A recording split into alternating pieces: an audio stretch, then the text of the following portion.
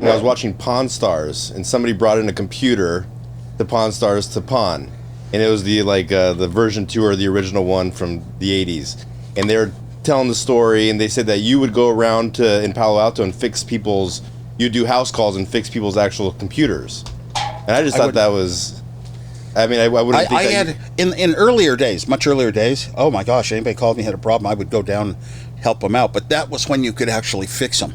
You actually knew every bit of code in there. You knew what was wrong, how to find it. Nowadays, it's just too much of a mess for a human to do very much. You know, how would you even find if your computer has malware?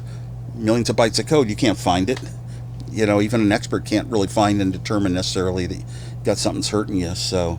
That's how it is today. Is that just because that's how technology has progressed, or is that sort of by design that it's not? It's how it progressed because we could always add on. It's Moore's Law. We were, when we started Apple, you could only put about 2,000 transistors, neurons, on a chip, and now you can put 60 billion on one chip for 25 cents manufacturing cost. Maybe with inflation, it's up to 50 cents. Yeah. But, it's gotten way too complicated. I long all the time, Janet would tell you. All the time for the old school ways and the old days, when you actually owned stuff too. Now you can just rent it. Especially look at a car like a Tesla. They'll just totally take your world that you know and totally change it. You can't find things and you can't operate them. And if one little button you need to be able to get to something with your voice isn't working, you can't get to that feature at all until they take over. It's been 2 months or something trying to get a button replaced. One little button on the steering wheel. This is the worst service of our lives, man. We would never buy another Tesla.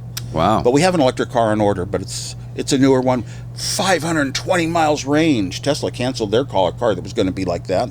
And and it charges at 350 kilowatt speed. Our Tesla only charges at 140 max. So it'll be much quicker charging on the road. But we can drive all the way to LA in that car and no charge at all. And usually your hotel has something to charge. What company is that? The Lucid.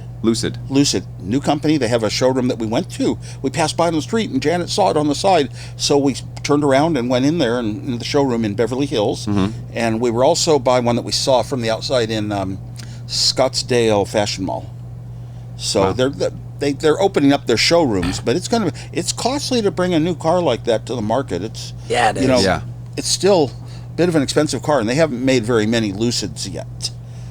You said if you want to do something with voice command, and that is just makes me so interested. No, they turned off the user interface menu to do some things, and the only way you can do it is with voice. But if the voice button's broken, I've had it break on me once before, and didn't take 2 months to get fixed. We've driven the Tesla for a long time, lots of long road trips. We've taken at least 8 3,000-mile round trips to Kansas and back, and many to Yellowstone and back, and we've gone up to Canada. We just love driving all the time. During 2020, COVID restrictions, stay at home, we just got in our car. It's an extension of our home, and we drove to every corner of California and back the same day. Way up, 10 hours up to Eureka and 10 hours back. Wow. The Mendocino Forest, Redwood Forest, never ever forget it. And we went to all the national parks in California and saw the biggest trees in the world and all that, So that was really a great little escape. But the Tesla, when it's navigating, it just makes, if you ever turn on its features, well, anything, actually just cruise control. The number of times we've been on an interstate, we drive 10, 40, 70, and 80 all the time. And then we're on an interstate, and all of a sudden we're going 75 miles an hour, and all of a sudden the car screeches the brakes. The dogs get thrown forward, and it slows down. If there's nobody in the rearview mirror that we have to speed up for, I let it go all the way down, go down 25 miles an hour on an interstate. A Tesla with nothing around, no cars around, no nothing. Sometimes there is a car around. You say that must have been it, but sometimes with nothing around. This is so dangerous. It's happened to us 100 times, at least, because we drive so much. And then if you turn on the steering, where it's steering, my gosh, sometimes it kind of goes over the line a little, and there's a truck right there, or if a truck kind of moves towards you a little, a human driver would just pull away a few inches. And it doesn't do that. And I remember just recently, once, I'm driving along, and all of a sudden, there's a semi on my right. The car lurched towards the semi, and I had to quickly grab control. Wow. I mean, that would have been death. This is just horrible, assuming that these algorithms can do what a dumbest human could do.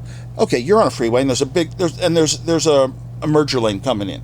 Well, Tesla starts driving, the lane gets wider where it is on the lines, and it starts driving like a drunk person. But the car coming up ahead, as a smart human, you would just see we're going to be equal, so I'll back off a little. Mm-hmm. Just easy to do. Tesla lets you go right up next to it, and it screeches the brake on to get out of the way. Because it has to by then. This is just not the way human beings ever think. America. If you thought Jackass Forever was crazy, oh boy, do I have a show for you. It's a multimedia comedy show called The Bucket List Tour. And the stuff I filmed for this show is way too hot for Jackass. Like the general anesthesia bike ride, the vasectomy Olympics, and skyjacking. The footage is so intense, we have full-grown men passing out at almost every city this bus goes to. So if you think you can handle it, get your tickets right now at stevo.com. Yeah.